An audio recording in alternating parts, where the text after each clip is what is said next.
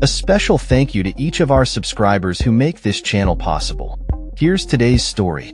In a heated National Press Club appearance on Wednesday, Communications Minister Anika Wells faced tough questions regarding her recent trip to New York, which cost taxpayers nearly $190,000. The trip was intended to promote the Australian government's landmark teen social media ban at the United Nations General Assembly.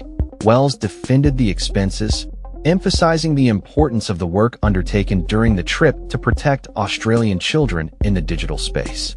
However, critics have been quick to label the trip as a public relations stunt, particularly given that it followed closely on the heels of a tragic 000 outage that resulted in 3 deaths. The minister's travel expenses included $70,000 for hosting an event in New York, while nearly $100,000 was spent on flights for Wells, her deputy chief of staff, and a senior public servant. The costs were revealed after the government responded to an opposition inquiry, raising further questions about the appropriateness of the trip. Wells' return flight alone cost over $34,000, while her staff's travel expenses added to the tally significantly. The minister's decision to travel amidst a national crisis has drawn sharp criticism from opposition figures, who argue that her presence was needed at home during the emergency.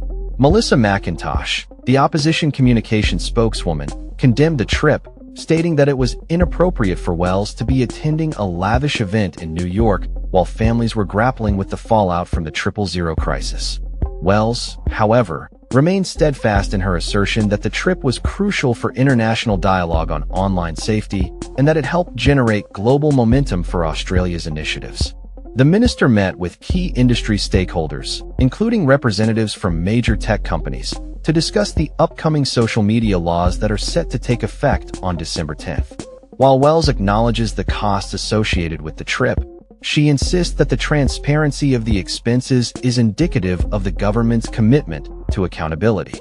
Her remarks have done little to quell the criticism, as many continue to question whether such a costly trip was justified, especially in light of recent events back home. As the debate continues, the government maintains that the trip was essential for advancing Australia's position on child safety in the digital age. With the new social media laws on the horizon, all eyes will be on how effectively these measures are implemented and whether the minister can justify the expenses incurred during her controversial trip. That's all for this story.